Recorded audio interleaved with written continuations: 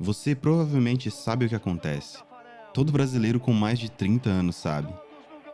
Aqueles segundos antes do chute é quase um feriado nacional.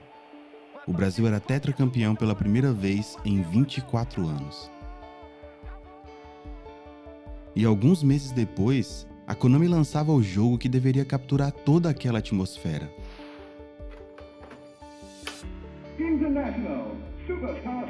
E quase capturou. O Brasil tinha acabado de ser campeão do mundo, mas dentro do jogo, essa seleção não existia. Porque o Romário do jogo se chamava Gomes e o Bebeto se chamava Alejo. Mas do outro lado do continente, um grupo de jovens peruanos viu isso e decidiu mudar totalmente essa história. Mas para te contar como tudo isso aconteceu, a gente precisa voltar um pouco no tempo, em 1984. O governo militar brasileiro assinava a Lei de Informática, mais conhecida como Lei de Reserva de Mercado. O objetivo era claro: proteger a indústria nacional de tecnologia. Produto eletrônico estrangeiro não entrava. A lógica era que, sem a concorrência de fora, o Brasil seria obrigado a desenvolver sua própria indústria tecnológica. A gente ia ter a nossa IBM ou a nossa fábrica de chips, ou quem sabe até o nosso próprio console. Na teoria faz sentido, e tinha gente com potencial enorme para poder fazer isso aqui. O Gurgel, por exemplo, um engenheiro brasileiro que desde os anos 70 já desenvolvia carro elétrico. Imagina só se o Brasil tivesse apostado nisso. A gente poderia ter liderado a mobilidade elétrica décadas antes de todo mundo, mas o ambiente não deixou e, na prática, o que aconteceu foi totalmente diferente. As empresas não tinham conhecimento técnico para desenvolver hardware do zero. A solução, então, foi a importação paralela, se é que você me entende. Alguém viajava para o Paraguai ou os Estados Unidos, traziam esses produtos de muamba ou em voos domésticos. Quando esses produtos chegavam aqui, eles eram desmontados, todo o seu funcionamento era estudado e eram reproduzidos com peças locais. A famosa engenharia reversa. E com os videogames, essa lógica gerou uma cena inteira de clones de consoles. Eu vou te contar mais, vem comigo. A Gradiente fez isso com o Nintendinho e em 1989 lançou o Phantom System, um console com carcaça de Atari, controles de Mega Drive que rodava jogos de Nintendo. 3 consoles diferentes numa coisa só. Vendia tanto que a própria Nintendo foi até a Gradiente e fez uma proposta. Para de fabricar isso e a gente te dá a licença oficial. A CCE fez o Top Game, com entrada para cartucho japonês e americano ao mesmo tempo. E não era só o console. Algumas empresas montavam fábricas inteiras de clones de cartuchos. Não era fundo de quintal, era linha de produção. E com os jogos, seguia a mesma lógica. Pitfall virava Pantanal, Freeway virava BR-101, Kabum virava TNT, sem pagar um centavo de royalty. Mas algumas empresas foram além. Ao invés de só trocar o nome, eles trocavam personagens inteiros. A Tectoy pegou o Wonder Boy, um herói japonês que ninguém aqui conhecia, e colocou a Mônica no lugar. Virou Mônica no Castelo do Dragão por Master System em 1991. O Ghost House ganhou o Chapolin Colorado e virou Chapolin vs Drácula. A Philips aproveitou o lançamento do filme Os Trapalhões na Serra Pelada e transformou um jogo de minerador no Didi na Mina Encantada. Era uma estratégia comercial inteligente. A Tectoy chegou a dominar 85% de mercado com ela, tornando o Brasil o único lugar no mundo onde o Master System superou o Nintendinho em vendas. As empresas aprenderam que alguns personagens que tinham uma certa identificação com o público vendiam mais. O que elas não tinham percebido era o que os jogadores brasileiros realmente queriam jogar. Tudo isso criou uma cultura de acesso improvisado que foi muito além das empresas. Essa cultura chegou nos bairros, em fitas cassete com vários jogos gravados, nas listas de disquetes copiados em lojas de informática, no código de algum jogo que vinha em uma revista e você tinha que digitar linha por linha só para poder jogar. Num país onde tudo era caro e proibido, a gambiarra era simplesmente a única forma de poder participar da cultura. E essa cultura não ficou restrita ao Brasil. Do outro lado do continente, em Lima, no Peru, um garoto chamado Lobsang Alvitz estava observando tudo isso de fora. Mas guarda esse nome, porque antes de chegar nele tem mais uma coisa que eu preciso te contar. Em 1991, a reserva de mercado acabou e o mercado abriu. As mesmas empresas que tinham construído seus negócios em cima da engenharia reversa e do mercado paralelo conseguiram as licenças oficiais e depois disso passaram a combater a pirataria. E no setor não faltavam casos assim. Distribuidoras com nomes diferentes vendendo os mesmos títulos que seus braços oficiais perseguiam.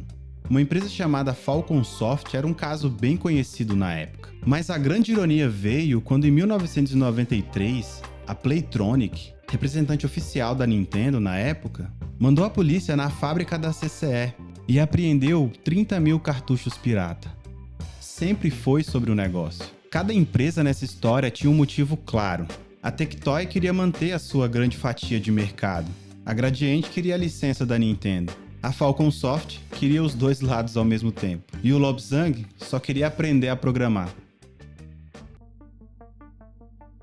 Lobsang Alvitch tinha 12 anos quando ganhou um Commodore 64. O Commodore era um computador doméstico dos anos 80, um dos mais vendidos do mundo na época. Era tudo que uma criança curiosa precisava para aprender a mexer com tecnologia. Mas Lobsang não tinha ninguém para ensinar. Então ele decidiu começar pelo manual. Ele foi direto para a sessão de programação e começou do zero. Sem curso, sem internet, sem professor.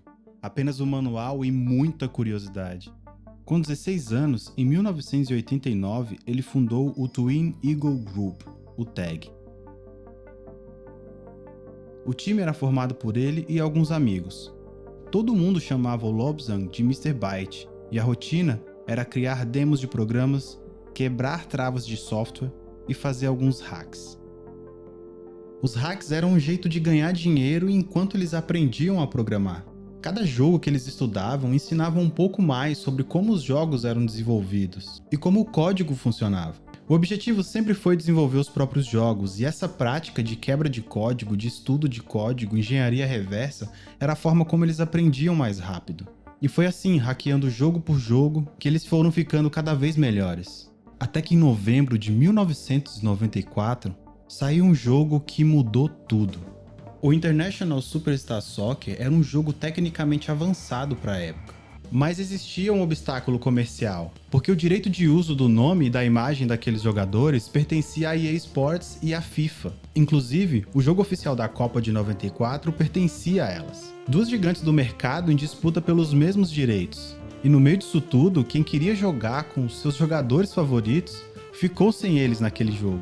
A solução da Konami foi criar jogadores fictícios inspirados nos reais. Foi assim que nasceu Alejo, camisa 7 da seleção brasileira. Canhoto, rápido, parceiro de ataque de um camisa 11 chamado Gomes. Em 2019, a Konami confirmou oficialmente: Alejo foi inspirado em Bebeto. Gomes era Romário, Santos era Dunga, Da Silva era Tafarel. Era a Copa de 94, recriada em pixel art. E como o Brasil era o campeão mundial mais recente, a Konami deu as melhores estatísticas para cada jogador do time. Alejo tinha os números quase perfeitos em aceleração, velocidade e drible. Você tinha o melhor jogador do jogo com a camisa amarela. Só que tinha um buraco. Não tinha Flamengo, não tinha São Paulo, não tinha Corinthians. Tinha só a seleção brasileira, mas com jogadores fictícios. Você jogava com o Brasil, mas não jogava com seu clube. E foi exatamente esse buraco que o Mr. Byte enxergou.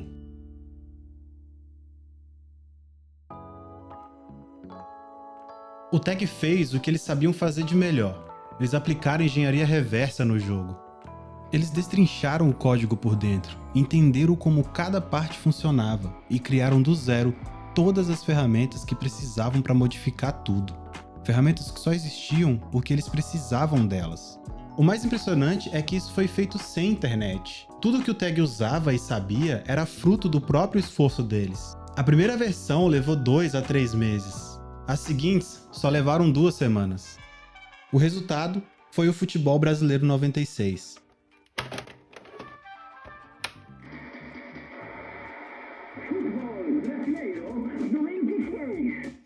Pela primeira vez, você ligava o Super Nintendo e jogava Flamengo contra Corinthians, com os uniformes certos, com os jogadores certos, com o Campeonato Brasileiro de verdade. Aquilo que nenhuma empresa grande tinha feito, um garoto e alguns amigos resolveram. Os cartuchos foram parar em todas as locadoras do Brasil. Eram os mais procurados, os mais alugados. E sabe aquela narração em espanhol que todo mundo lembra? Grande jogada, Velopasse. O narrador era o mesmo cara que gerenciava as vendas dos cartuchos.